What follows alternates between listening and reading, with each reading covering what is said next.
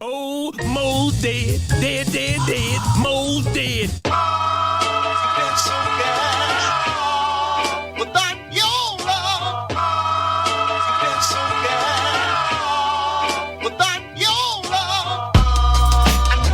It's about the love change. Do it with some soul and a little love change. Yeah, it's about the love change. Do it with some soul and a little love change. You can't make a change unless you got the love change. Do it with some soul and a little love change. You can't make a change unless you got some love change. Do it with some soul and a little love change. We started from the bottom, talking about the roots. Every time I'm in the booth, I gotta shoot the truth. Hello, y'all. It's your favorite time. It's episode 13 of the Boondocks Podcast, where we are covering episode 13 of the Boondocks, Wingmen, in which, this is the synopsis, when Granddad's oldest friend dies, the Freemans go back, and both Granddad and Huey have to learn to put the past behind them. What y'all got going on? Okay. Yeah, what is happening? Gosh, so much has happened in the last week, but yet not really a whole lot in this in the grand scheme of things. Let's see. McConnell finally admitted today that Biden won, yes. And the Electoral College met yesterday, right? Yeah.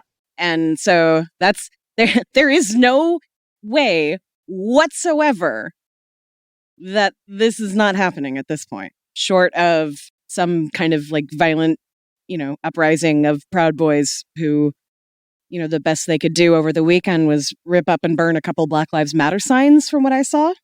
Although there was some violence in different places over the weekend. So, yeah, I was going to say on Twitter, I saw like a lot of videos where like they were just harassing and beating people on the streets in DC. I was like, really, y'all? Is that serious? Yeah, there was. There's been marches and protests at the Capitol here. Same pretty here. much. Pretty much every weekend, and it got bad this weekend. Look, you Trump supporters, you guys are trying it, and you guys need to stop trying it because you guys are trying it with the wrong people. Like the people that are going out there, the Black Lives Matter, or the other activists, they are not about being passive anymore. Oh, right. And they are. It's being clearly displayed physically, and so that's what happened here in Sacramento this weekend. To the point where I knew every weekend something was going on because I would see posts from friends and stuff like that through social media. But the fact that the news actually picked up on it this weekend, it was just like, all right, guys, this is what we're gonna do, huh? Yeah, So, I mean, there's still protests going on every day in Seattle about one thing or another, but all of it comes down to that message of Black Lives Matter. And over the weekend in our capital, there actually was some violence. At another Proud Boy rally, someone got shot. But, at this point, I'm not even surprised about the Proud Boy stuff. Like, seeing them, because they come from the Northwest. So they come mostly from Oregon, Washington, Idaho. That's where a lot of that, where a lot of the white supremacy movement has been coming out of. And so, I back in the before times, it would almost be normal to see a fucking Nazi in the wild. I hate saying it that way, but I went to a lot of punk shows, and you definitely, although most of the people at the shows would run them out because that's not welcome in most of those places. Yeah.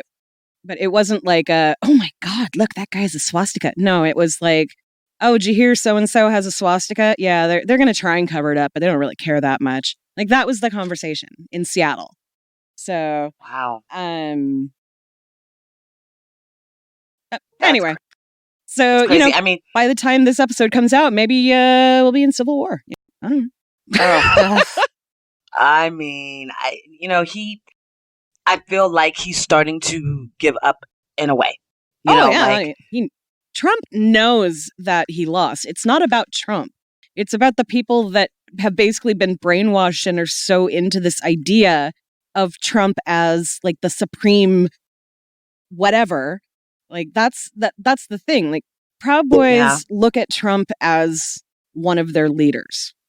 So And it's so sad because he doesn't fuck with you guys. Oh, yeah, a you don't give a majority shit. of you, he doesn't care about. You are like the slack-jawed fucking hillbillies from freaking The Simpsons. Like, that's literally what he looks at you as.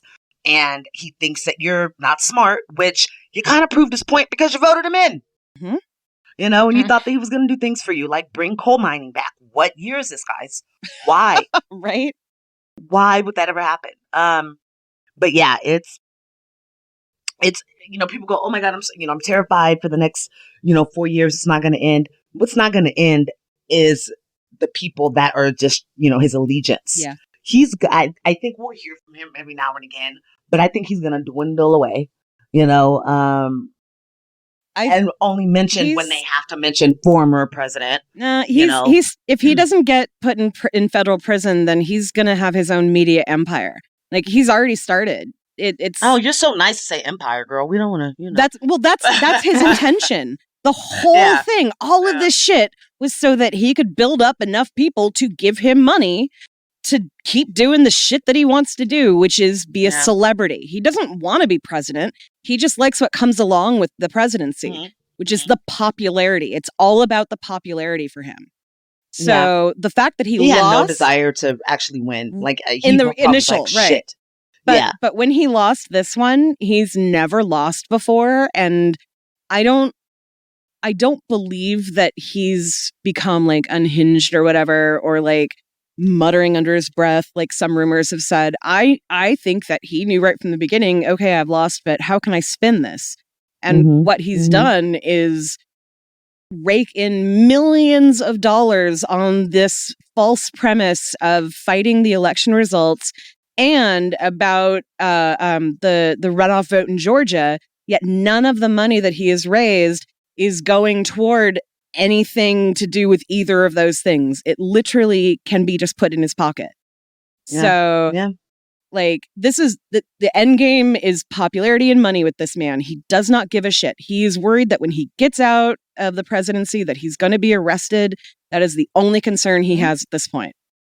Or protecting his kids from being arrested. I think he cares more about himself than his kids. I think that if they gave him a deal and if he talked on them, it would happen. Like, I don't really think he cares about his kids. So you think the whole, like, I'm going to be working to pre-pardon my children, like whatever they, like 2 weeks ago, I remember hearing that he was working on, enacting a pre-pardon for any crimes that his children could be brought up against him or them from during this time or after this time. That's completely not legal. That's all. Of course. No. I mean, lawyers have pulled that apart. Lawyers have pulled that apart and tried to figure out if it could happen, and there is no legal way for that to happen because I didn't think so. The ultimate outcome of the pardon is you have to admit that you did something in order to get that pardon. So if he was to say pardon Rudy Giuliani for past deeds, Rudy would have to say, yeah, I did these things so I can be pardoned. But will you be surprised, though, if in his final days, which is what I think is going to happen, like how Bill Barr just stepped down. Like, I think these people are going to suddenly say, like, I did A, I did B, I did C, so they can just get those quick pardons. And then Trump will, I don't think he can pardon. Well, I don't know. I've also seen debates on if he can pardon himself. But I do expect a lot of admissions of guilt and a lot of pardons being given out. And in terms of his kids, I agree with you, but oddly enough, because I think Donald Trump is a real life narcissist. Oh, yeah. Oddly enough, I think he does care about Ivanka. Oh, yeah. I think he's in love with her. Yeah. It's gross, like, come on. Right. Like, he's when he married her mother, it was all about this tall, beautiful, blonde-haired goddess. Like, that's what I remember when I was a kid of that relationship. Like, he looked at her like a goddess, and then when they got divorced, he had this gorgeous daughter that was growing up to look exactly like his mother. And he's fucking gross. And we all know that, like, he's what was it, person number one or whatever it is. Yeah, individual number one. we know that allegedly he's, been he was a regular visitor of Jeffrey Epstein's island, where there's literally like he met his current wife at one of Jeffrey Epstein's parties, and it has been proven that she worked for him. So when you put two and two together, anyway, I'm wondering how many times she woke up and he was just sitting like on the edge of her bed, brushing her hair out of her face. Like he's just, I mean, come on. And yeah, it's very weird. Like you guys should never like hug in public. Like you guys shouldn't do things that normal, fathers and daughters with normal relationships do, because your shit just highlights how completely dysfunctional and weird that is. Yeah. And then the poor one, Tiffany, like that nobody even knows exists. Right. Like that poor child. It was like she doesn't know. What was the reality series, The Osbournes, where the oldest daughter was like, nah, I don't even want to be a part of this. And then nobody realized that she was a part of the family, and it was awesome.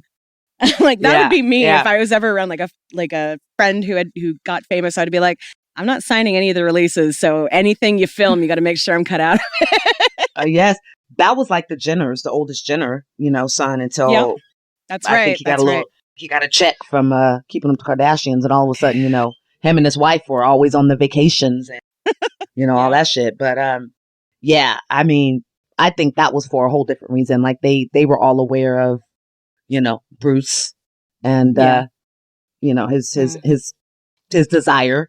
And so I think that was hard for him. I know that the cute one, Brody, I know that Brody's talked about it, and Brody was like, I didn't want to have anything to do with it. You can say cute one. I have no idea what you're talking about. Oh, Brody's so cute. Can just for a second, I know that I don't usually comment too much on celebrity culture, but there was a commercial on CNN today for a migraine med, and I am staring at the fucking woman on the screen. Yes! Yeah. I did not know where I recognized her from. I'm like, who the fuck is this? And eventually it came out, I'm like, that is not Khloe Kardashian. What the actual fuck did she do to her entire face? Because it's completely different. I don't like it. I think really she was weird cute before. I get that if you want to, because she did have a little bit of a roundish, Miss Piggy-ish features before, but I still think she was really cute. I think she was pretty. I think her personality helped that as well. But then I think she looked the least Armenian compared to Kim and Kourtney, where they had very strong features. And then they enhanced that by, plastic surgery. Right. So I think that's where like her, hers came from. Plus you want to stop being told that she looked like OJ. Right. And being called the fat one. Because, excuse me, that woman at her heaviest, probably still 100 pounds lighter than me at my lightest. So like she was like a 14, 16, which is average, at her heaviest probably. And even like, I don't even think she was that size, because I wear a 14, 16 and I do not look like what she looked like. So like she was more likely like a 10. So yeah, probably 10, 12. Yeah. And people would call her fat. And like, I can understand if you have basically an entire world telling you that you're fat and ugly compared to all of your beautiful sisters, then it's going to fuck with you. But oh my God, what was the name of that one reality star like years ago who she and her husband like basically got so much plastic surgery that neither of them looked like each other, like who they used to be? Heidi and Spencer. Yes, Heidi and Spencer. That's what it reminds me of. Like, let me tell you about some Heidi and Spencer. Are really good friends. And my son's godfather, he worked in Pacific Palisades at a Wells Fargo, and Spencer and Spencer's parents were his clients. He dealt with the high quality or high, what do we call them? High rollers. I don't know. I know the Vegas kind of high rollers. Yeah, high value. There you go. High value. Okay. So his dad used to come in and just talk to my friend, and would be like, oh my God, like him and Heidi are going to have to continue doing social media and stuff like that. He says, because they've ran through their money already trying to live up this whole, socialite, let's go to the nightclub all the time. And And then when shit kind of hit the fan, when everybody was like, well, you're old, nobody cares about you anymore, then they really got a crazy dose of reality. And I remember that the dad came and withdrew like $150,000. And he's like, this is the only money that they are ever getting from me ever again. Oh. And then shortly after, she became pregnant. And I don't know what they're doing. They're trying to be regular now. But they definitely, I mean, Heidi looks so much different from when she looked on the very first season of The Hills. I remember that she was very like girl next door and turned into like Playboy Playmate. That's literally the last that I remember about her. Yeah. I had no idea about the rest of that. Yeah. Oh, girl. Are you looking her up? Yeah, I didn't know they had kids. I used to blog under Pop Passionista. I'd say, I am a pop culture whore for sure. Like, I don't care who it's about. I talk about these people like I absolutely know them. But yeah, it's I love those shows though. Like I live for OC. I live for Laguna Beach. I live for The Hills. I live for like all of that. But also 90210 was my shit. So I think that's what all, Well, and that makes some sense too, because when you talk about like the Real Housewives and things like that, they're like the fake real version of the fake show that you used to love. Yeah, pretty much. Yeah, pretty much. Yeah. But God, they should have. I mean, their stories just aren't as good as the ones that they used to write on like 90210 and shit. Like, oh, Hill and OC, so good. I could watch that right. Actually, it's on Hulu. I think that will be my next show that I start to binge. Is the OC. I loved that show. Oh my gosh. I used to, Adam Brody. I was in college and my friend and I, we used to drink a box of wine. Yeah. Each Wednesday when it came on. I mean, a box, girl. We lit off a box of wine. Oh my God. Don't let you know how broke we were. We thought we were doing with a box of wine. Honestly, these days, box of wine is good. True. Go ahead, Lindsay. What were you saying? Oh, I thought I lost you guys. Oh. Someone was tweeting about Peter Gallagher, Sandy from the OC. Yes, I love him. They said his hair in American Beauty was inspired by Donald Trump's wig. Oh, yes. And so I tweeted, well, Donald Trump's wig needs to call Peter's for some tips. And Peter liked it. And that was a highlight of my day. Shut up! Because I also was an OC obsessed person. I love Sandy. Like, oh my gosh. Mm-hmm. What Seth is my absolute favorite from that show, Adam though. Brody. Yes. Loved him. I love that I knew the name, but didn't actually realize that Peter Gallagher was in that show because I never watched that show. But I recognized the name and knew exactly who you were talking about. Yes. Oh my gosh. And did you know, if you're a Gossip Girl lover as well, that Adam Brody married... Oh, I did know him, yeah. Yes, married Blair from... I did not. Yes. From Gossip Girl. Yes. But it's so weird because Blair's character was so similar to Summer's character from the OC. So much. I don't know. Yeah. Just weird. I like Summer though. I think I like Summer a little more than I loved Anna, so I was very we can move on to the I was very disappointed. I really have no idea what they're talking about now. Right? Everybody's like looking like, is it the Boondocks Podcast? Or what? Right? They're like, okay, all right, we're done here. We're done. We've done that another time. Yes, our love of white teen dramas. There you go. Well, it's funny to kind of tie those things together because I can do that kind of shit. I feel like those white teen dramas are what Huey's friend thought that he had moved into, like the suburbs with the white people. Like that's what he was probably white imagining, crest.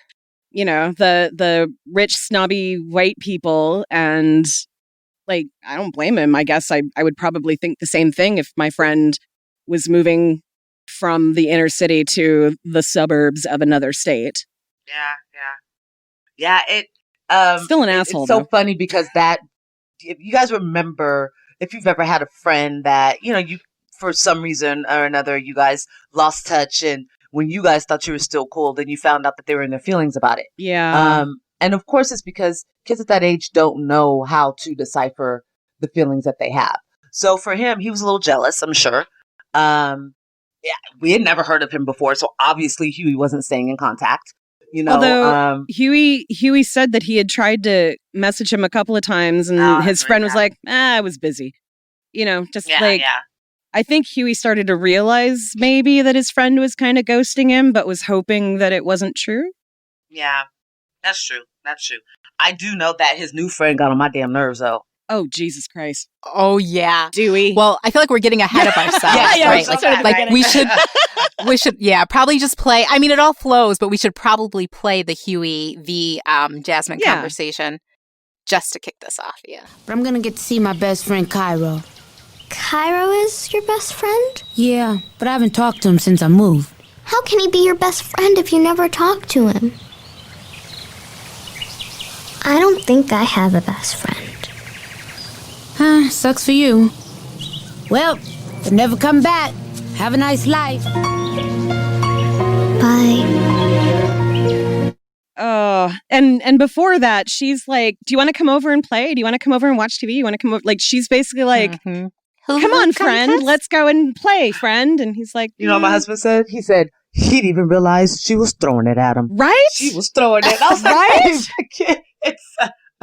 She's like that girl that's like, I shouldn't invite you in, but if you want to. Yeah, no, I you're gonna go. Think she okay, has bye. A crush.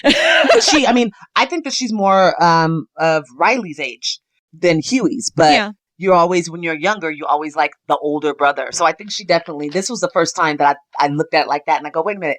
I do think she kind of has a crush on him, but I don't know if she was throwing it at him, like hubby said. So I think because he tolerates her and like kind of talks to her and hangs out with her, I think she does think that he's her best friend. Yeah. Like she doesn't kick it with Riley because Riley's into Riley stuff, and she's like, Huey's cool and doesn't judge me that I'm not, into whatever. Like she in that moment was like, right until this moment, I probably would have said you were my best friend, but I guess I don't have one. And Huey's like, oh, well, boy, you don't see anything here, do you? Right. But I think even in regards to Huey as a friend, they're kind of showing you his point of view.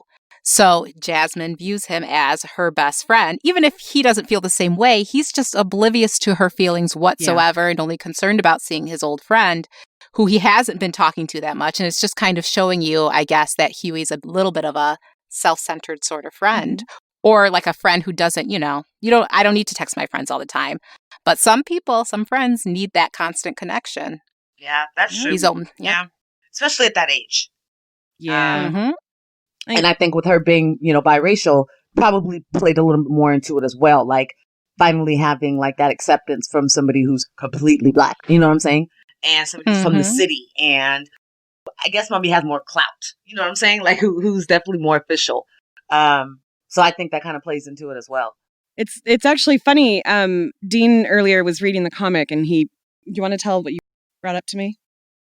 Yeah, I was.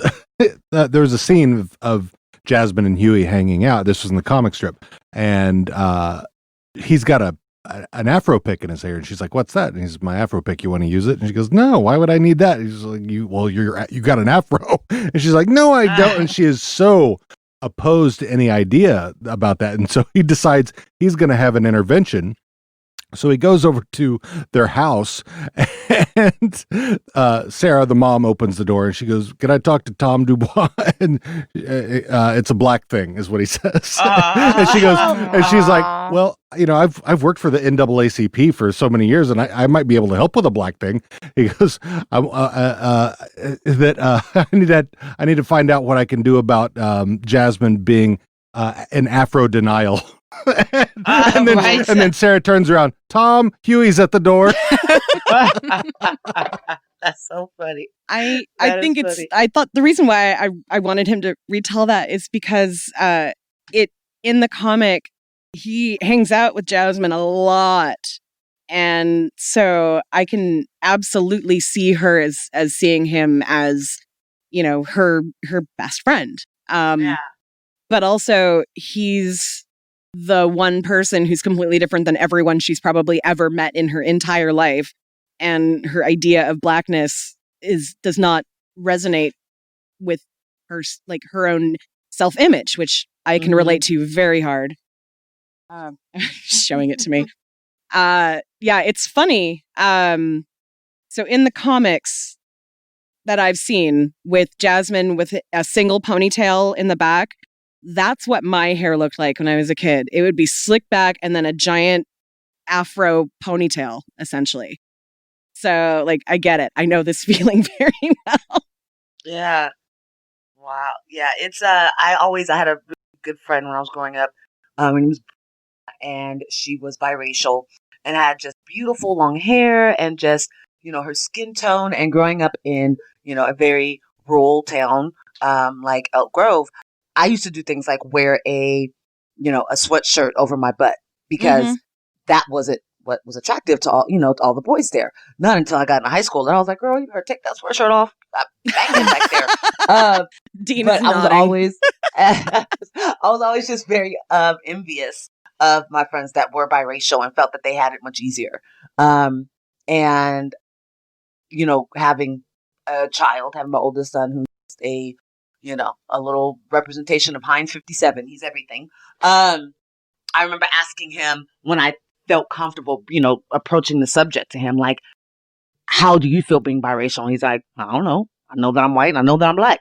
He's like, I know that your food's spicier than when dad cooks. I know that, but he very much relates to, and as he's gotten older, I have more serious conversations, and he very much relates to, and he sees that everybody sees him as a black man.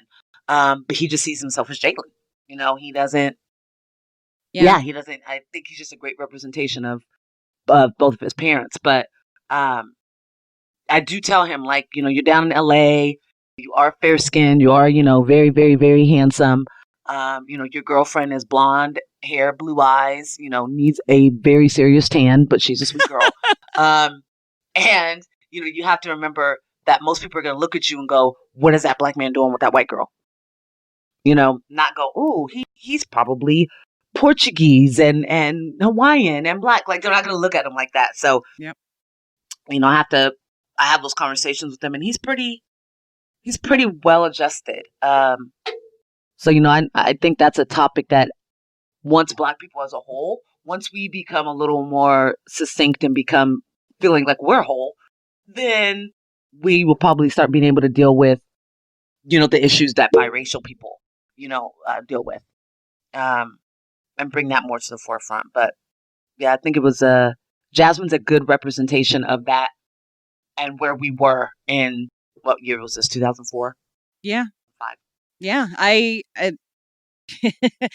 where Woodcrest reminds me a lot of the Seattle that I grew up with, not the Seattle that's now, because now it's Amazon and Google and all of that. Yeah. But like when I was growing up, my house was almost surrounded by woods, and we were right by the freeway, and we were at like the tip of Seattle, which isn't even true anymore because the lines have moved by like 4 miles. Wow. But like you had bigger, like nice houses, not as big as like grandpa's house, but like single story of that basically. And there were no apartments. There were no, except for like some low income housing down the street by the mall. And it's funny. Like I feel like, and I've said this before on the show, that like when I was growing up, I very much was like Jasmine, because Jasmine presents and thinks of herself as white. I'm not light-skinned enough to kind of have that from when I was a kid, but I bought into the light skin privilege that somehow being lighter skinned was better. And that got turned on me hardcore as I got older and actually met Black people. So that was fun. But I probably would have reacted the exact same way as Jasmine. I didn't think of my hair as an afro. The Black people that I knew that I wanted to become friends with when I was younger, like they didn't look at me as a potential friend because I was biracial. I don't want to say that's what Huey's doing because I think by the end of the episode, he's like, yeah, you are actually a good friend. But like, he might not have considered that before because she's a girl and she's younger and she's biracial. Yeah. Oh, long way to get around to what my point was with that. I feel you on that. So did you ever have anybody, just interested to know if anybody, if a adolescent was connected or aware enough of their feelings to tell you like why they felt like maybe you couldn't have a friendship or they didn't understand where you were coming from or anything like that? Did you ever have anybody not until high share school? That or maybe? Yeah, senior in like my senior year of high school because I became kind of like a queen of the weirdos. And anyone who knew me back then would definitely say that, like sitting on a rock, smoking a cigarette or a joint, listening to Tori Amos and just like dancing with my friends and they can't even hear what I'm dancing to. But like, I was a weirdo. But yeah, like I remember in middle school, the black girls would not hang with me because I liked rock music. And then the white girls who also were in the same type of music as me didn't believe that a black person could like the kind of music that they did. So they didn't want me. Oh yeah. Right to my face. And you know, even going through that, I didn't realize until much later what that was doing to me. But yeah, there are a lot of things that I can look back on and go, oh, fuck, that was racist as fuck. That was racist and that was racist. What are you? And is your grandmother Indian? I see Indian in your nose. Oh, yeah. Oh my God. What? My nose looks Indian? Okay, what does that even mean? Like, Right. So. Like, I'm so happy into, anthropology and everything that you could tell me. Right? About bone structure. And like, yeah. Yeah, we definitely have the same thing there because there was a lot of sub-aggression and behavior that was displayed, and I don't think that my classmates did it. It was just what was kind of rooted in. Yeah. This is what they were hearing and this is what they saw, and oh yeah, I like rap too, and you're cool. We hang out, and my football teammate's black and I like him. So it kind of made them absolve to, what they were saying, thinking. But yeah, I know in my tenure, I definitely took some opportunities. Oh, me too. After a couple of Bombay back then, I don't know why. But after a couple of Bombay drinks, I definitely.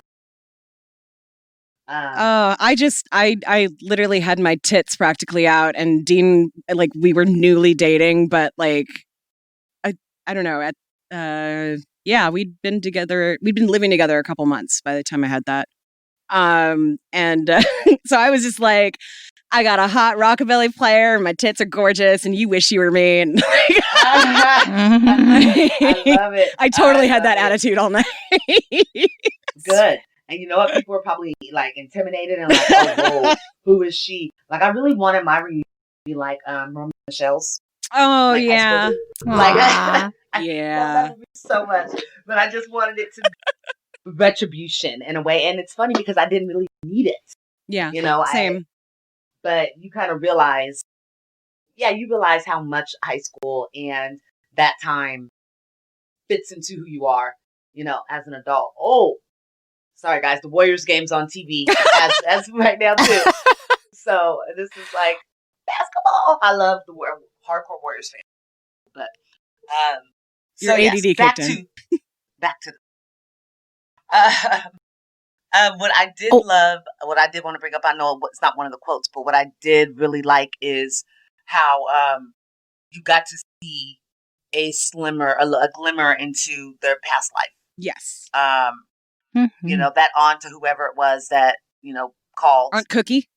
Yeah, to be able to kind of see, just another form of who they are. And they still didn't really touch too much, not at all, into like their parents or, right. They didn't go by their house at what they lived in, but it was just a little teaser. Yeah. Yeah. And actually that brings up kind of something that I was wondering. So we're going on the assumption that Riley and Huey have lost their parents somehow, and the money that came out of that is what Granddad took to buy the house, right? Okay. So if this community that they're going back to mourn one of their friends knows that Riley and Huey's parents died and that's why they had to move away, why was nobody talking to this kid, this friend of Huey's, and saying, why are you angry at him when his parents died? Like, I mean, and this probably sticks in my head because my youngest nephew has gone through a really hard time with losing his dad and then losing his mom and moving up to somewhere where he doesn't have anybody but his grandparents and his brother. And like, I can understand how isolating that is to have, a family member die and you have to leave what you've known because of that. I see Aunt Cookie, with Huey going, it's just going to have to take some time. He was hurt really bad when you left. What? He was hurt? Yeah. Like, I don't know. What I kind of think it is within the Black community, you don't really get involved in your kids' little shit. Like, you kind of let them learn by themselves. The only time you get involved is like me and my best friend. So my best friend to this day, we got in a fight my freshman year in high school. And my mom said she saw it coming because we were going in and we were trying to like figure out who we were. We were like getting into different groups of friends and whatnot. And so I remember that day when we got suspended. Not only did I get suspended, and then I had to go home and deal with it, but then they made us sit and talk, and figure shit out. And I was like, won't y'all mind your own business? But I realized that's the only time that I feel like parents get involved in their kids' business or like friendships when they're Black. Like, I just feel like anything else, they're kind of like, you'll get over it. You have friends that come and go. You know what I'm saying? So I think that's kind of it. And the fact that I think they were also trying to set up that Huey's so much more, he was just stronger. You know what I'm saying? Like, He just seems like he's less emotional and he's less affected by things. So I think it's like a sprinkle of both. But that did kind of cross my mind too. Like, nobody's really caring. Like, Grandpa didn't say anything, especially at the end where he headbutted him. Took that cheap shot. Right. Although I did laugh like crazy when Riley was like, you got knocked up. Never mind. Right. I wanted Riley to whoop his friend's ass because I felt like Riley wanted to knock him out, like from jump. Just walked up and saw him. But, But again, though, I also do want to comment, like, to MJ's point, yes, that's my same experience coming from a huge Black family. Parents kind of back off unless you do start to throw hands. Now it's a thing. But like I said, starting from jump with Jasmine and Huey, they are kind of giving us a glimpse that Huey is concerned with Huey in a friendship. And so even how he says, like, they do make reference to, I called you a few times, I reached out a few times.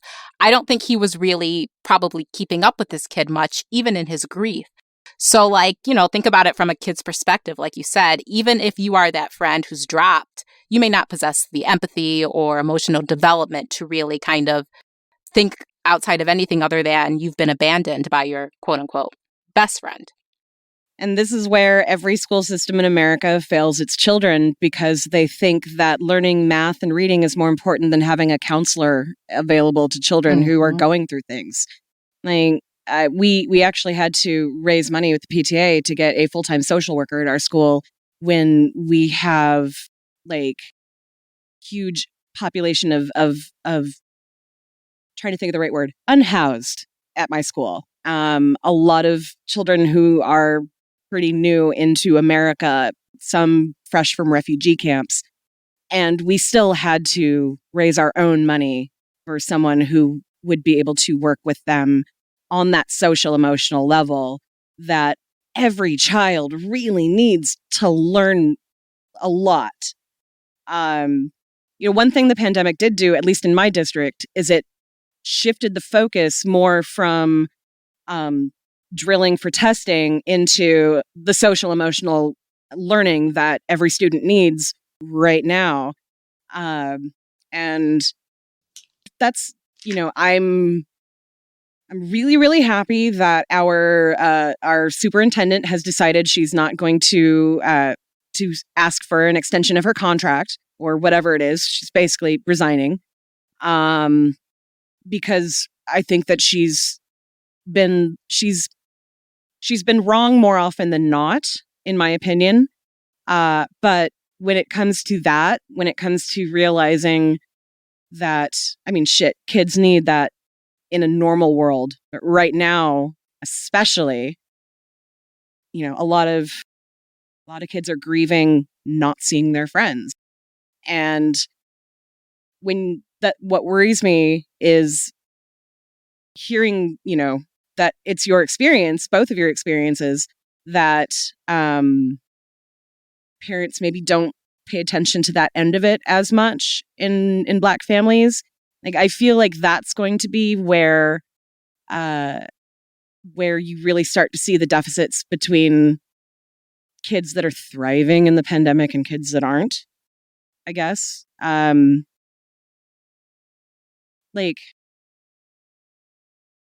So at my school, if a student in online learning has not shown up for 2 days in a row, it's an automatic call to talk to a parent. It might be a send the family support worker or the social worker over to check on them, because we are a small community that really focuses in on that. So I'm really happy that, the kids that I love are probably going to be better equipped coming out of this than a lot of other kids. It makes me worried. And Yeah. I know I went on a tangent there, but really what it comes down to is, like, I'm looking at Huey as this, he's still obviously sad about a lot of stuff, and he's internalizing a lot of stuff, but he's also had to grow up so much in this short period of time that he now sees, even if, his old friend Cairo thinks that this new guy Dewey is, some kind of, I don't know, what do you call him, a poet revolutionary or whatever. Fake woke, the fakest woke person. Right. Right. What was it? Salami, eggs, and bacon instead of assalamu alaikum. Jenkins. Right. Oh, yeah. So, what's up? Yeah. What's up? Struggle is up, brother. Oppression is up, brother. Salami, eggs, and bacon. My name is Dewey. Oh, ba ba ba. Ooh, mama say, mama sa, mama kusa. Jenkins. Nigga, what? Oh, this must be the famous revolutionary Huey Freeman. Isn't this the brother who used to be your homeboy, but then he ran away to, what was that? Whitecrest? Woodcrest. Whitecrest? Nah, I didn't. Yeah, whatever. So, brother, where your poems at? Huh? How you gonna call yourself a revolutionary and you ain't got no poems? If you were really down with the struggle, you'd have your sandals and capris on, brother. Where your head wrap? Where your sandals? Where your capri pants? What's going on? Oh my God. Mama say, mama sa, mama kusa. Right. Yes, thank you. I can't say it. I love that. Oh, that's like one of my all-time favorite songs by Michael Jackson. Like, he's not saying real words for half of the song, but it's great. My best friend and I still have a dance. So upset whenever we're together and we've been drinking. And we start a Soul Train line and we start to do our routine. And he's like, 32 years old, past when you guys made this up. That's a good way to put it. That's a good way to put it. Yeah. But that says so much about the dissension or the divisiveness that we have within our own community. Because you feel like you've read a couple of more, African pieces of literature, or, you belong to the Pan-African Alliance or something, then you are better than just living their existence being Black. It's dear white people. Yeah. Well, yeah. And it's funny, like what they call people, they call them like hoteps, Yes. or, and basically they're a black version of hipsters. Mhm. Why is it that they do all have like a uniform? Like, why They really is do. that what makes you who you are? Like, why does that counter or, couple with your thoughts, your viewpoint on society because you wear sandals and like what? you know? But yeah, so I was curious to actually ask, coming from the East Coast and here, have you seen like a progression of, this individual, just in different aspects. You have the East Coast version and then you have the West Coast version. The Bay Area version and, the East Coast, the New York. Have you seen and have you known people like that where they just really, really, really live this kind of judgmental, I think system? it's changed a lot. And if we want to talk about in terms of back when the Boondocks was on the air, I think it's changed a lot across the board, which is that a lot of Black people have stopped. Like even when you guys were talking about mixed race, or how like you guys were seen in high school, I think a lot of this Black people measuring other people's Blackness has slowed down across the board. I think like now you'll meet a lot of those Black people out there in their Birkenstocks, doing their sandals in a park somewhere, and it's not so much judged anymore. I think Black people as a monolith, we're more woke now to the variety of Black experience being different. The diaspora. Did I say it right? I finally said it right. And I just even feel like, through media, through shows like Blackish, everything, people are opening up to the fact that, again, we're all very, very different. We do just have some shared experiences. Like even how when you guys were talking about high school and being mixed and stuff, it was always funny to me. I talked about this on our intro episode that I went to a really bougie, expensive school where a lot of other Black kids would tell me I wasn't Black because I listened to Herman's Hermits and I liked musical theater and this sort of stuff. And I talked like a white girl, but it always tripped me out because you guys lived out in these big mansions in the suburbs. And, it's what did you do this weekend? I went to Grease Ridge Mall. I shopped and I did this and I did that. What did you do? Oh, we played hide and seek around the block.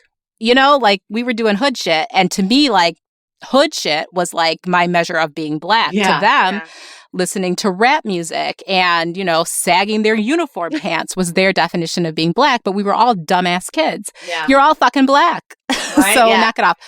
Yeah. But to your point, it's just, I think, in general, people are just more accepting and open of it. But what I think Dewey is doing to Huey is absolutely trying to stunt on him, saying he's not Black enough because he's not in touch with his African roots. He's basically saying, I'm the new you. Like, I replaced you as his friend. Yes. And I'm more woke than you are. Like, I'm the newer version, because, trying to say, oh, this is the free man, oh, I know kind of like, I know your namesake, Huey. I know where that comes from. I know the power that he held, but now I'm the example of the Black power that's held, because we're woke and I was expecting him to say that he ate vegan or something, I was actually, I was waiting for that. I was totally waiting for that. So, that's a great point to have, as we always do, kind of evolved. And I think that definitely comes with education. I know that like A Different World was a huge inspiration for me to want to go to college. So I think like that. I think the experiences that Black people are having now are so much more aligned to what traditionally white people had. Then it's not so crazy, for there to be, different Black people. I'm saying for everybody to have different experiences and grow up differently. For some of us to live in a not just lower poverty level, but middle class and upper middle class. And that comes with certain lifestyles. That comes with certain areas. That comes with you being able to move to the suburbs. So that changes. I think that's an awesome point. And I think that was kind of being touched on even in Boondock. Even this was 15 years ago, it was being touched upon then. But in a way that it was like, let me highlight this, but then also let me counteract how stupid you guys, like society is as well. Like, these are the positives, but a whole lot of fuck ups, which you have like Ed, and the other guy to kind of prove. Yeah. Remy. Yeah.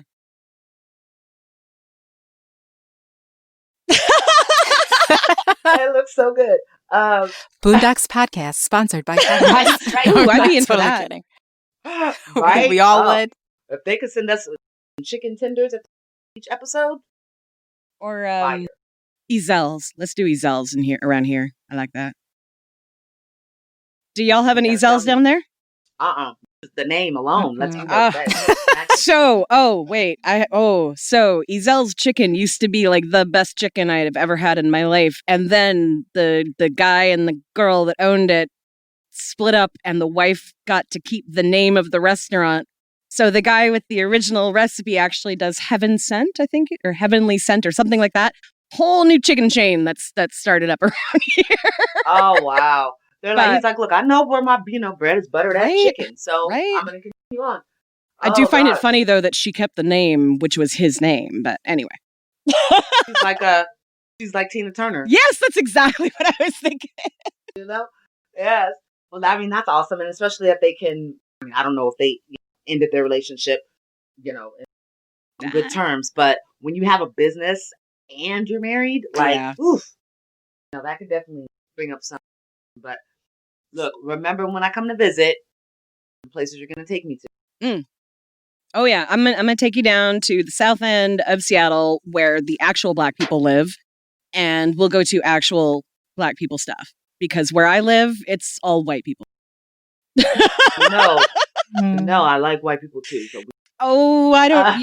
take me to a dive bar. Take me to a dive bar with just cool white people. Girl, I will take you to a good dive bar, not something around here. Okay. Like You're seriously, just like get that in your head. my neighbors are NIMBYs. My neighbors are NIMBYs, which is not in my backyard. And it's ridiculous. They are the epitome of white liberal do nothingers. Oh, that's And let's just move on from there. Yeah. Anyway. So the I wanted other to ask you guys about the theme. Oh, sorry. No, go ahead. I was going to say the other main storyline in this was the friendship between Granddad and Mo. The episode starts off with Mo's dead, because Grandpa was so Mike excited Epps did that a he great job. outlived him, and they still decided to go back for the funeral, even though Granddad was like, I don't care about him because he might get something in the will, and that whole storyline was interesting. Yeah. I mean, it's very telling, though. That's kind of what happened. I'm sure it's in every community when somebody passes away. You have so many bad things to say about them when they're alive. But as soon, as they pass away, then there's nothing but great things to be said. And, I think that's just human nature. I mean, who talks about the dead? But then again, hey, look, I was going to say, you got to tell the truth. You know what I'm saying? Like, you got to tell the truth about who people are if you are celebrating their lives, to say. Right. So, yeah, I like that. Everybody was trying to be cordial. You could tell that it was trying to keep Grandpa in line. She had read that eulogy that he had written. But So wait, go back a little bit because you are jumping ahead. We've got clips about the eulogies, and I don't want to quite get there yet. But there's a whole part where Granddad, he's telling the story on the plane about Mo being an asshole, essentially, and almost killing Granddad. And then they get to the funeral, and he sees that his medal with his name on it is being put up as if it's Mo's, and all of his old friends are saying all the things that he did was actually Mo. And it's the civil rights thing all over again, where, he was right there with Rosa Parks, but didn't get any recognition. He did all these things in World War II, but it was this other guy that got all the credit. Very, very eventful life. That's what I was thinking when I was watching this. I was like, oh, he was an air pilot, pilot, air fighter. Oh, yeah. And just to kind of cap off what we were talking about in a previous episode, young Granddad, no glasses, matches the side of the house. So it absolutely too light skinned. Too light. I still don't believe it. So I definitely looked at that today, but then I couldn't picture the painting.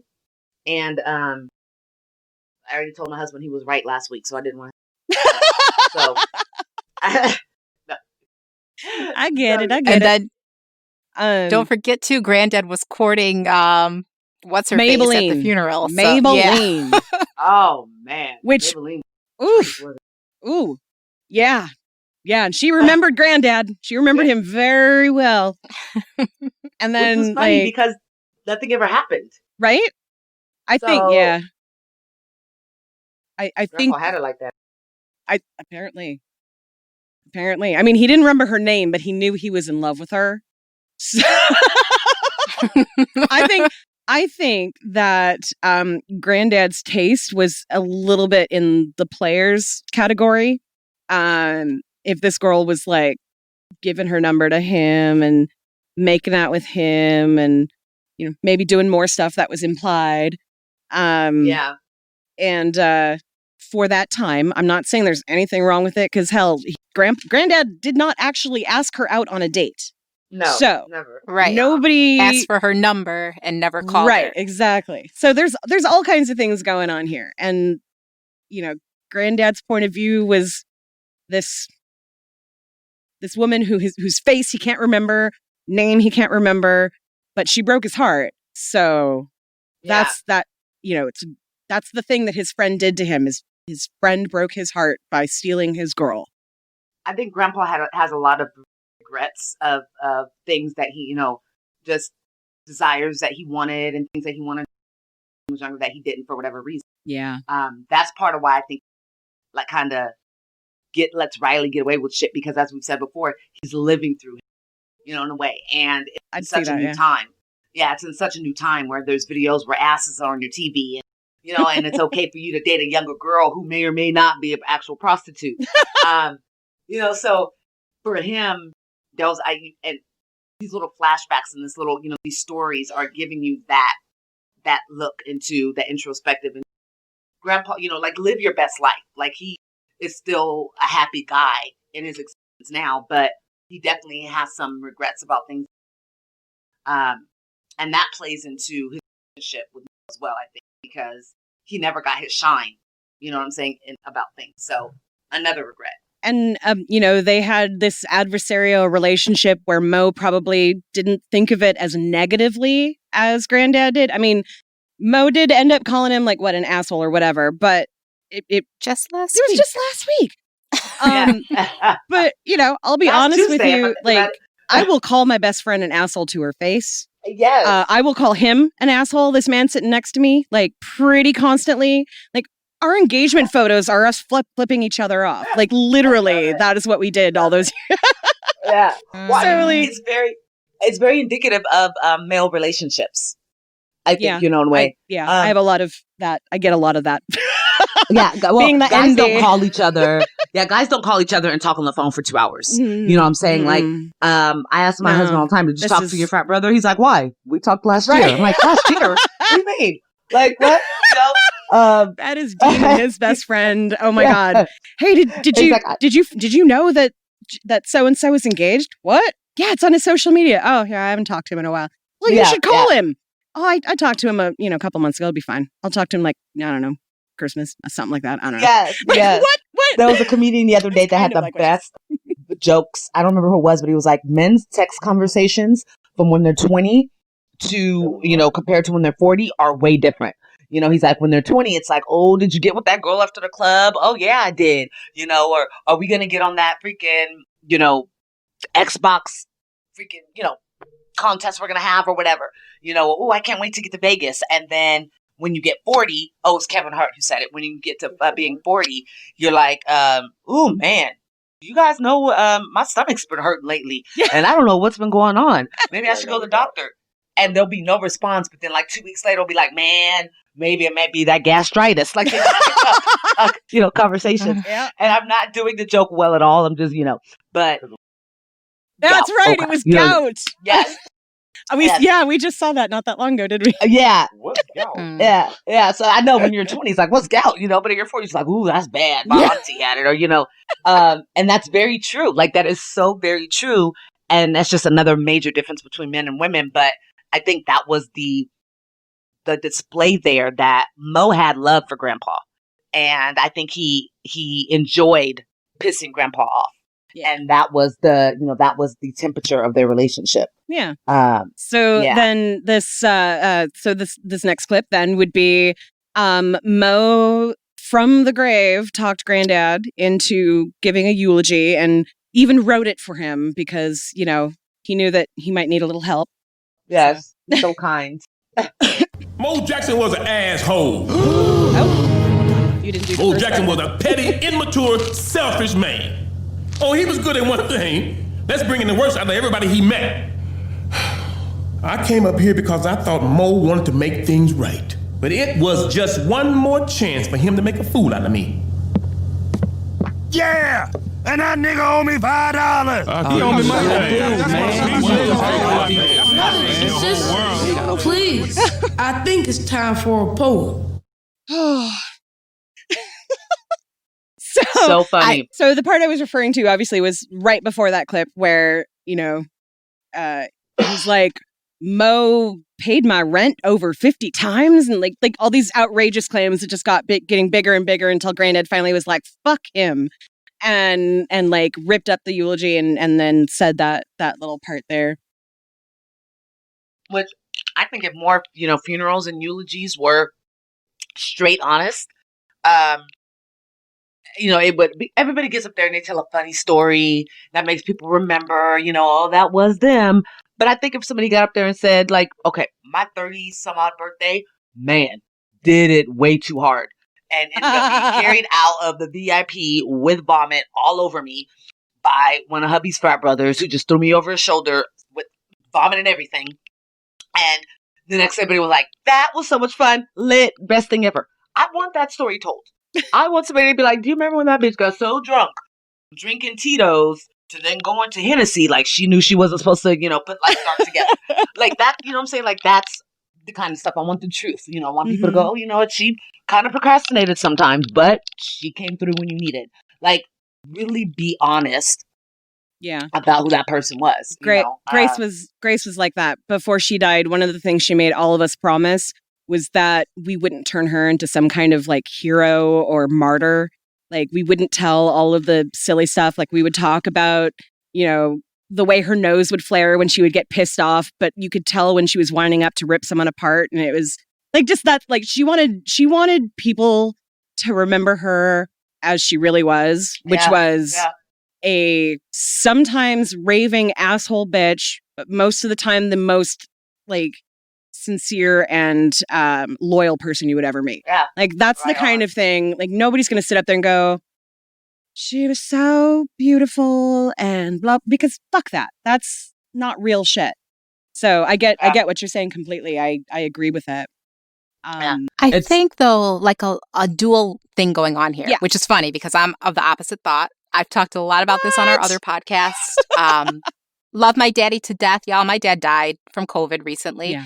And my family is very upset with me to this day because me and my sisters and my brother were kind of like, oh, wow, yeah, he lived a long time for a former crackhead. And, you know, they were just really outraged by that reaction. But it's the truth. Yeah, I mean, it's the truth. And that's like, it's like an accomplishment. I mean, sorry. Like, crack is no joke. And people had a hard life when you smoked crack. Like, you did a lot of things that people would not want to admit. But for you to come out on the other side of that, you know? Yeah, and he lived a long, full, fun, beautiful life. But I think what they're saying here, I guess this episode was kind of checking me myself because I'm unforgiving when it comes to slights. I'm unforgiving when people do fuck shit like Mo was doing to Granddad. I am very like, oh my God, I can't believe Tiara did that. I will never speak to that bitch again. You know, and I am that girl. I kind of am think too. what they were trying, I think what they were trying to show though, is when you become that person, right? Like if I'm just always popping off, oh my God, Lindsay's such a piece of shit. Every time she's around, she just talks about herself. She's such a piece of shit. If you become that person, you have to keep in mind, like, even with my dad, my mom says, everyone knows about what your dad did. You know what I mean? Like, there's no need for me to kind of tell these stories now that he's passed, right? And he's not around to defend himself. Everyone knows the truth, or how they say, everyone knows Mo was an asshole. Everyone can read that's Granddad's award. So sometimes you got to just kind of back off. And you know what? I wouldn't do it, but sometimes you got to back off and just let people have it. He's dead. Like Granddad said at the beginning, you won. He's gone. So there's no point in kind of being this petty person and fighting this battle. You just look petty. And you're the one that's still here. So you're the one that's giving energy to it. That can be detrimental. Instead of you, I think that what it reminds me of is one of my favorite movies, Imitation of Life. I don't know if you guys have ever seen it. Please go see it if you haven't. And not the very first one, the second one that was in color. It was from like 1956 or something. Okay. But I don't want to ruin the whole plot, but basically what happens is that there is a funeral, and at the funeral, one of the main characters, she has to use that service to forgive, the person that passed, but more importantly, to forgive herself and to start living better for herself, in the rest of her existence. And I think that's what going home ceremonies or funerals or however you want to refer to them, that's what they should kind of be. You want to celebrate the life, but as an individual, if you have something that needs to be resolved or that needs to be, looked at dead in the eye and handled that way, this is your time to do it. It's kind of like a time of retribution and forgiveness, and whatever avenue or level you want to, you want to do that. Mm-hmm. Yeah, so that kind of reminds me of that, and obviously that's what Grandpa decided to do because he kept a nice little gift. Right. So and put his picture up. Yeah. So let's before we go to the very end, let's do the second part of his eulogy. Here's the thing. Relationships are like people, I guess. They begin, they have adventures, they grow old, and they die. Me and Mo both made it to old age, but we let our friendship die way too young. And that was really stupid of us. Now, I'm gonna be honest. I feel like even if Mo thought that this was all good natured or whatever, I personally would not stay friends with somebody who was like that. Same. Yeah, it's almost offensive to me when someone is continually pranking or dunking or that's just not, it doesn't work with me. And that's fine. If it works for you, cool. That can be your friendship. So the fact that they fell off being friends, I was like, okay, well, that makes sense. They're two totally different personalities. And, at the end when he's like, maybe we shouldn't have done it. The shit that they fell out over, Maybelline, wasn't something that should have necessarily ended a good friendship. Yeah, so trivial, especially because he didn't remember who it was. Right. But was this a good friendship? To Granddad? Yeah. Not so much. Yeah. Maybe Mo thought that it was that good, ranking on each other relationship, and they just were never speaking the same language because, I especially after the stunt with the shooting him in the airplane because he was shooting with his eyes closed and shit. No. No. Well, this is what I think. I think women learn. Women learn that you teach people how to treat you. And, women get to a certain age and it's like, dude, I don't need my 15 friends that I thought I needed. They were all my bridesmaids, but I really need these 5 close bitches because they get me. And I can say this, I have a hard time letting go of friendships and stuff. But when I do, I'm like, ooh, man, that saying is true. Everybody is in your life at a time for a reason. And if that is a limited time, they serve their purpose. So move on, but I will say this. If there's been friendships that I've given up in the past couple of years.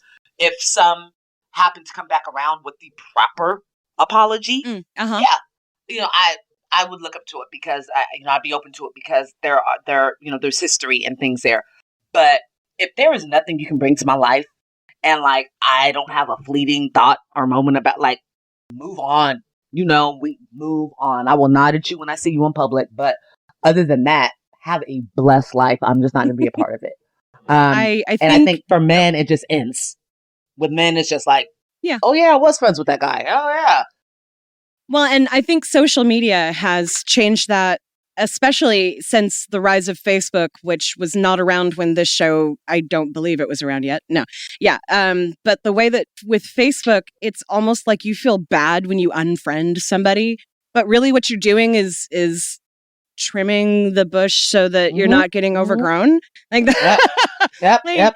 Trimming the fat. Yeah. Yes. I go through probably once a year, I'll go through my Facebook friends. And if I didn't talk to you this year, unless there is some like real big reason why I feel like I want to keep that connection, like I do intend to see you again once the pandemic is over kind of thing.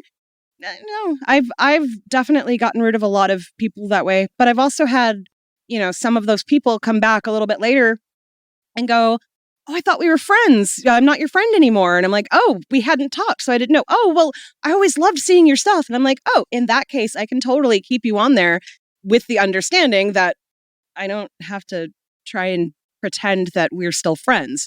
Just it's nice to know that you're still alive. Yeah.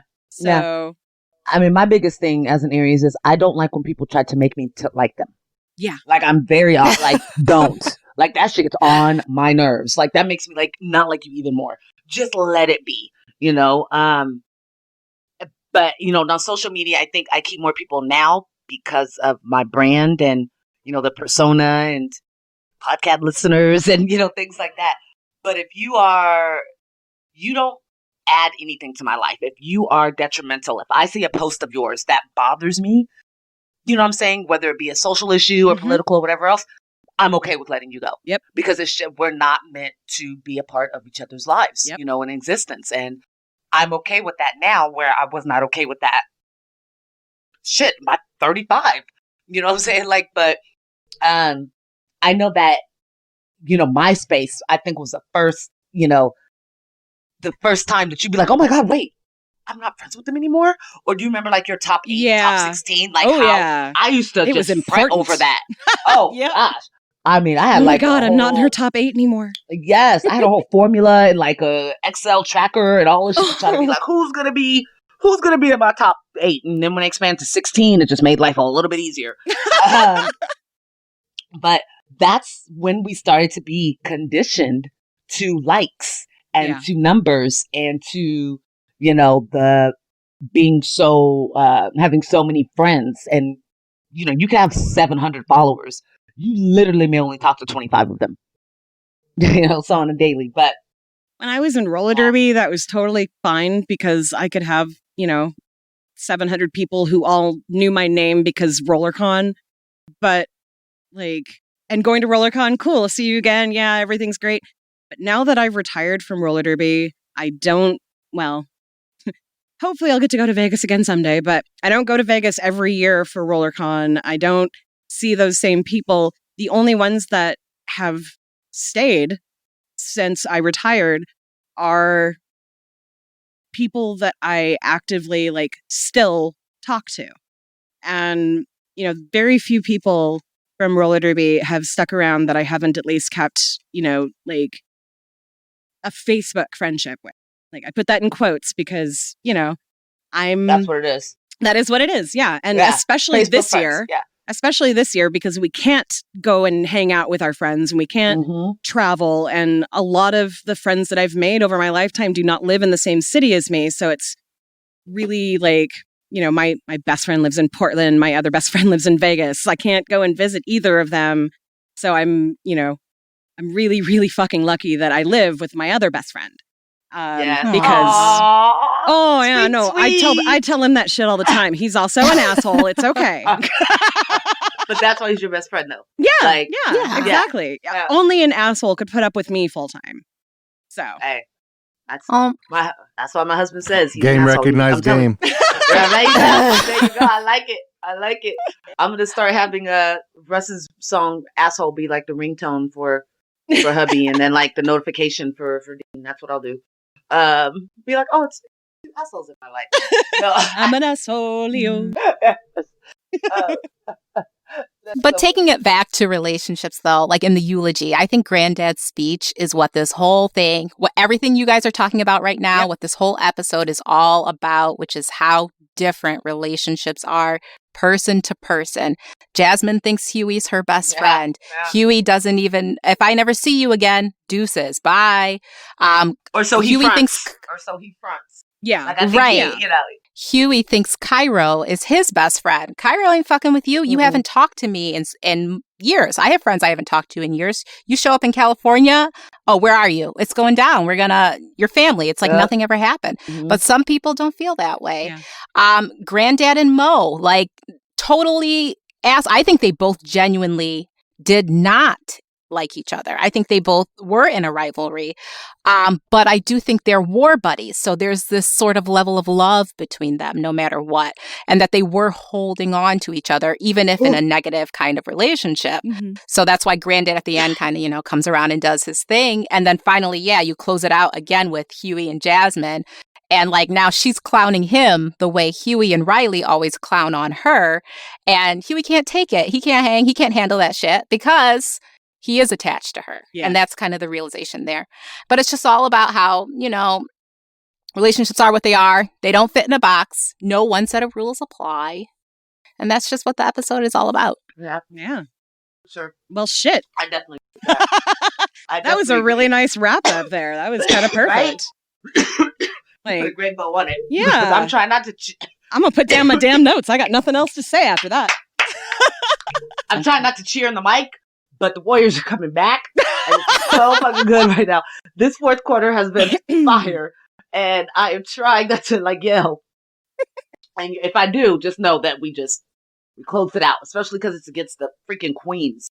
And goddamn, it sucks being in Sacramento and being a Warriors fan. But going to Kings games because Kings fans are assholes. And very judgmental. I said it. I can't tell you how many times we were told, go back to the ghetto. And I was like, motherfucker, I'm from Elk Grove. What are you talking about? And they're called the Golden State Warriors. They're not called the fucking where Oracle is Warriors. Like, it was. And I will say this for all the listeners. I'm not a bandwagoner. Lifelong Warriors fan, grew up in a household. I know all about Run TMC. Don't challenge me, but it's a good game. I'll just say that. All right. Basketball season. Oh, I'm passionate about cannabis, sex, sexual health, my family, friends, basketball, and music. Not in that order. True. Sometimes. Okay. All right. So let's before the game is over then, let's go ahead and get into our white people question of the evening. So real quick, speaking of Jasmine, who I love her little voice. I mean, Gabby Soleil is adorable back then, and I just loved her. But also speaking of Jasmine, I don't know if you saw that Dennis Guggen, who's making the pop vinyls, has been working on Jasmine, and she's fucking awesome. So cute. So cute. Horrible. So Jinx, but it's so cute. Totally, so cute. So big shout out to Dennis. He's awesome. Yes, Dennis. I mean, I can't wait. I would love for the new year to be dropping some special ones here for, 3 beautiful queens. I don't know. I want to see an MJ one. I definitely, I would wonder what color hair he would choose for the right one. He has to use that paint. That heat-activated paint so that, it can change color. Yes, like the hypercolor. Yes. So it'll be blonde and you touch it and it turns pink or something. That would be fire. All right. So what I've got is more of a kind of a out of touch. Someone who's not paying a lot of attention, and it's something that I've seen come up here a few times lately. But I haven't noticed much going on with BLM lately. Does that mean that they've won? Have they won something? Oh. Are they done? Yeah, you didn't know? Everything's equal. Right. Black people are getting their reparation checks. We're getting our 50 acres. Right. And we're lining up for our mules pretty soon. 40 acres. 40 acres and a mule. That's right. You know what? They're giving us 10 extra because just extra shit. So those are the COVID acres. yeah. So for sure, you didn't hear? What? I mean, you weren't at the parade. I mean, come on, yeah, but real talk, it has disappeared from a lot of people's point of view because it's not all over social media. It's not trending on Twitter or Facebook or whatever. The evening news doesn't talk about it too much unless there's, a fight somewhere or something. I think because there's more unity, there's more than just those who are like, I'm BLM, I belong to the BLM chapter of Sacramento or whatever, that are in the fight right now. Like there's walks of life. So I think that's why there's less focus on just BLM. Believe me, I mean, if you go and look for it, they are still touting them as like a terrorist. They're still being touted as people that are doing wrong. And that's just not the case, for the, but that's my opinion on why, no, we haven't won. That's cute. But it's just because we actually have more people that are allies and want to help see change and foster change. And people are actively working, like the fact that there was such a huge turnout in Black communities this year was not solely one person. Like you hear news people saying, oh, Stacey Abrams did all of this work. And, what's her name? The mayor of Keisha Lance Bottoms. Yes. Yeah, Keisha Lance Bottoms. Yes. Like you hear specific Black women, especially, being called out as being these huge motivators to get all these Black people to come out and vote. But the reality is, more Black people went out and voted because of the Black Lives Matter movement, because of everything that has happened, not just since George Floyd. That's when all of the allies started really kind of, because they actually saw everything in real time for the first time in their lives every day on the news, because we were stuck at home in this pandemic and they didn't have anything else to focus on. Now a lot of people are trying to go back to normal life, and so they're forgetting about the things that were their center of attention when they had nowhere to go. But yeah, the voter turnout was a big one. There's a huge movement down in Georgia right now that's working toward getting early voting. If you are a listener down there, early voting, I think, has started. And make sure you vote by the 5th of January. If you're waiting until the 5th of January, that's too late. Please just go early voting now. Go. So yeah, there's and depending on what city you're in, I know Seattle Black Lives Matter is fighting for getting housing for the homeless in COVID, the homeless that our city thinks it's a great idea to chase them out of parks because they have nowhere to go. So let's take all their stuff and kick them out. I don't know. Our mayor is also going to be resigning after that. Yeah, probably. It sounds like to do it now, expeditiously. That would be great. So do you guys know that? I think it's American Pie song. It might not be. Her boyfriend, he don't know anything about her.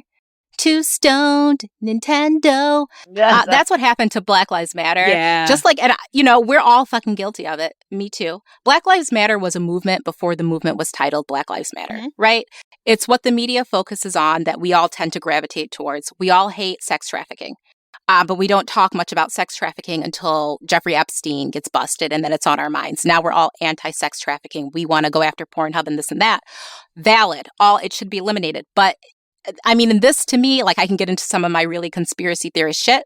This is what your government does. This is what your media does. It keeps you so locked up in the rat race that you're not so much paying attention to all of the horrible things going on around you. And it becomes easy to just put these things to the back of your mind. This includes Black people even within the Black Lives Matter movement. Yes, it's always on our mind. This is our life. We live this. But getting out and protesting, all this kind of shit, it just falls to the back burner. It's not cool. It's not okay. No, we did not win. Please don't ask dumb questions like that. You don't say, have we won the war on pedophiles? You don't say dumb shit like that. It's an ever-present issue. I literally saw that the other day, though. Like somebody was arguing on Twitter that Black Lives Matter was a terrorist organization and they were going to win because Joe Biden was elected. And I'm like, well, first of all, Joe Biden probably doesn't think Black Lives Matter is a terrorist organization, but he more likely would than, okay. Let me rephrase that. He more than likely wouldn't care unless it's like attention grabbing. He's all you have to do is look at what he's doing in placing cabinet members and how almost every single pick has been a extreme centrist or someone that he's worked with before. So we just should take it on faith that that person would know what they're doing because they know how to work together. Like fucking Buttigieg today getting a cabinet position. I was like, right there, he got his payment for like completely sinking Bernie and any chance that Bernie had by piling on with him and Warren. And they're like, you did your job. You did your job. Yep. So when they went to him, just like when, when Harris, when she decided to drop out, I was like, that's because they told her, girl, you're about to be a running mate. Yep. So can you fall back so that we can do this? I mean, it's very obvious and, when they do certain things like that. Buttigieg, definitely, they are priming him. They are priming and prepping him to be a candidate. And I think he would be able to, in the next 4 years? Probably not. Maybe 8. I could see it. I feel like he is like this generation's, JFK. But, Reagan. Being Reagan. A gay man. He's intersectional Reaganomics. That is Buttigieg in a phrase. Like he's queer. He understands Black Lives Matter and supports it, but he's a fucking centrist, like conservative, essentially. And he had a lot of issues. I remember when he was running in the primaries, like a lot of people, Black people, were saying like that he was completely dismissive. I've heard that. Yeah. When they were like his I can't even think of the word. I keep wanting to say conglomerates, and that's not the word. Basically, when he was constituents. Yes, there you go. Like they said, he was completely dismissive, rude, would write them off. He's a career politician, ladder climber, that kind of shit. That's why they're gonna prime him. That's why they're like, let's go ahead and get you working with all these Black women, who snaps to Biden for that or to Harris, because basically she said, look, fall back, be the picture. Be the face of, but we're about to run this. Like we got it, me and my girls. Like I feel like it's a Black sorority is about to be running the country, and I am super excited. I can actually kind of believe that. I feel like he is going to be told what's going to be happening. He's going to be called to meetings, and they're going to go, "Okay, President." So and he's okay with it. I think his wife is probably going to have a very large hand in what goes on, especially with education. So I'm excited. I feel like this is kind of what we're getting to as far as being able to have a woman in the White House really in true power. This is a little glimpse into that. So I've never been more excited for January. The biggest problem I have is that right now a lot of right before we sat down to record, the news on MSNBC was talking about John McCain's former aide, who was a lifelong Republican, had switched to independent a couple of years ago because of the treatment of John McCain when he was dying, has decided to become a Democrat officially today, and did all the stuff to change his party to Democrat. And the way he was talking, he was like, I know I'm going to be one of the more conservative Democrats, basically saying that the Democratic Party was so widespread. And this is exactly what I've been saying. It's so widespread that it encompasses what the Republican Party used to be. And that's the mainstream Democrats right now. And so you've got all of these people who are way to the left of our current administration, who voted for our current administration because it was against Trump, not because it was Biden and Harris. My worry, what I think is going to happen is both the Republican and the Democratic Party are going to split into two, and we'll have 4 parties by the end of this, or we'll have a nightmare. Because I don't believe that leftists are going to be in any way satisfied with Biden and Harris, who are complete centrists.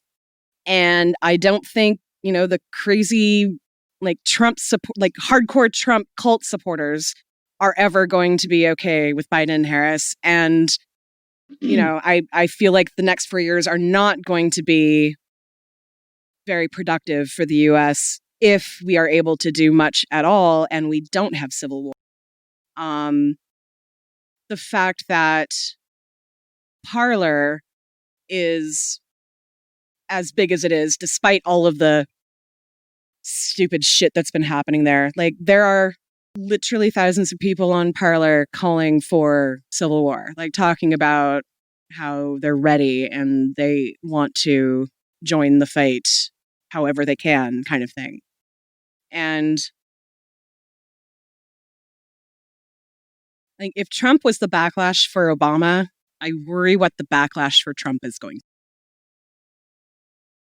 Yeah, and I can definitely see that. I just think that, we have such a large number of like the next generation that wants to see the change and like wants to foster the change within our political system.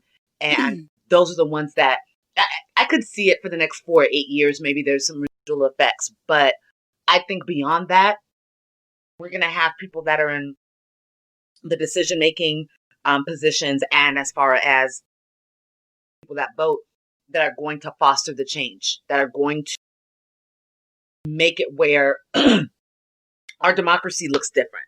And maybe it does begin with the parties. I think taking away the labels, you know what I'm saying, is something that's going to occur, because we know that not defining people by standards and labels is something that, that younger generation, they can't stand. And I would even say our generation in a bit. So I think that when you take away the name or labeling of something, it takes away its power. So I can definitely see that concern. I just think that, unfortunately, a lot of the people that will be trying to dish out the backlash aren't the smartest and productive individuals. So it's like they'll have a plan that never fruition. They'll just do a lot of talking about it on private, social media sites or, whatever it may be, in their private blogs. That can be the hope, but a lot of the right wing scariness that's happening right now is being organized on. I don't know. I'm having a lot of trouble just in general looking at things optimistically anymore because everything.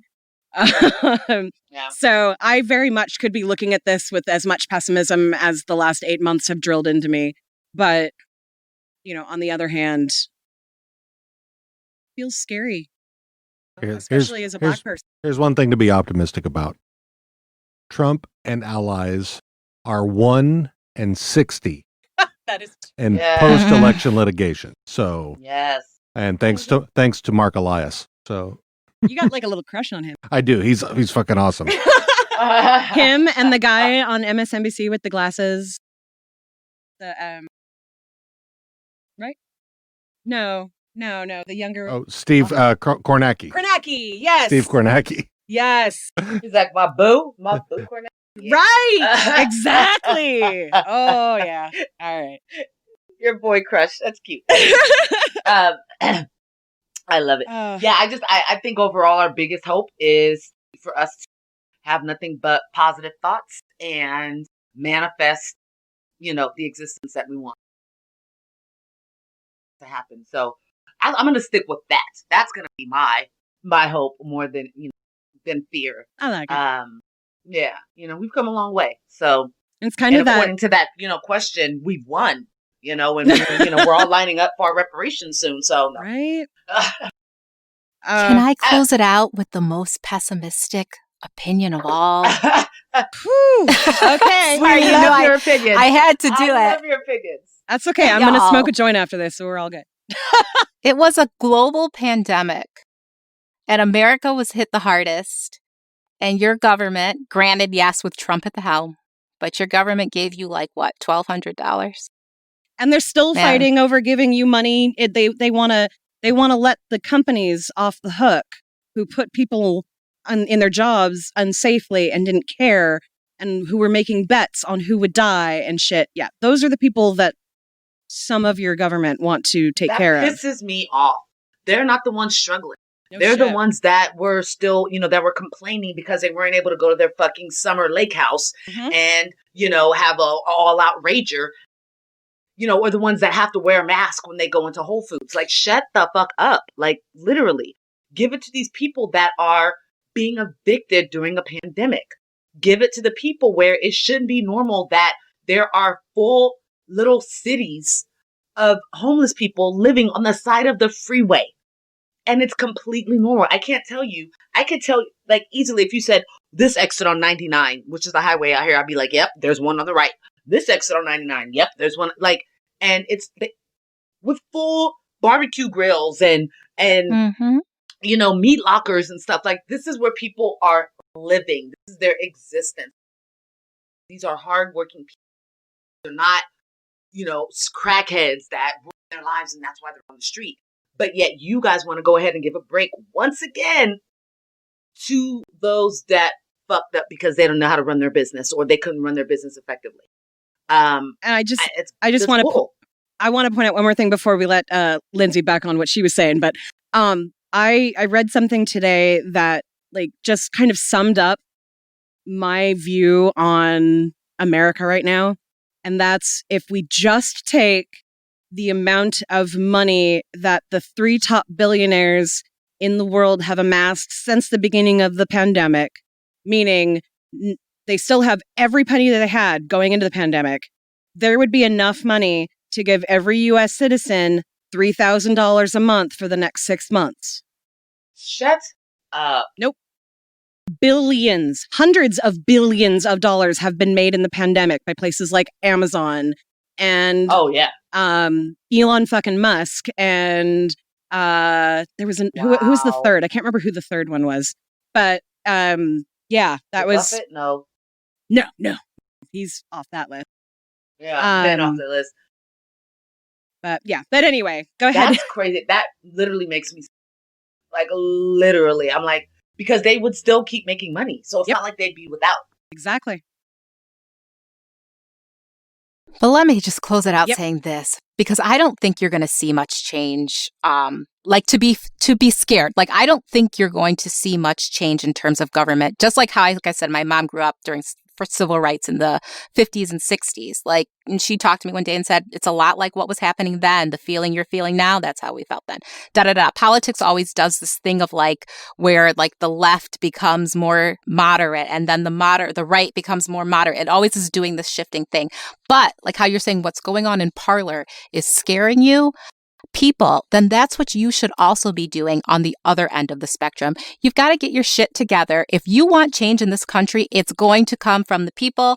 I understand very well I'm going to get my ass in trouble running my mouth on these podcasts. But if you don't like what's going on over there, at least admire them for uniting and getting some shit rolling. You have to do the same fucking thing if you want to see some change. Otherwise, you can enjoy your $1,200 during the next round of the pandemic, because this is how it's going to be, as it has always been. And I'll shut the fuck up. No, yeah. That's a mic drop, right? Preach. Mic drop, right? On that note, have a great night, everybody, and Merry Christmas. It's almost Christmas time when this episode comes out. I think we have Merry Christmas. Do we have one more episode before Christmas? Maybe. Well, either way. Hey, we can have an eggnog-filled booze talk. We can absolutely say, though, Happy Hanukkah, because that's happening right now. Yes. Happy Hanukkah. Much blessing. Love you guys. Don't take this the wrong way, but I need you to get the hell up out of here.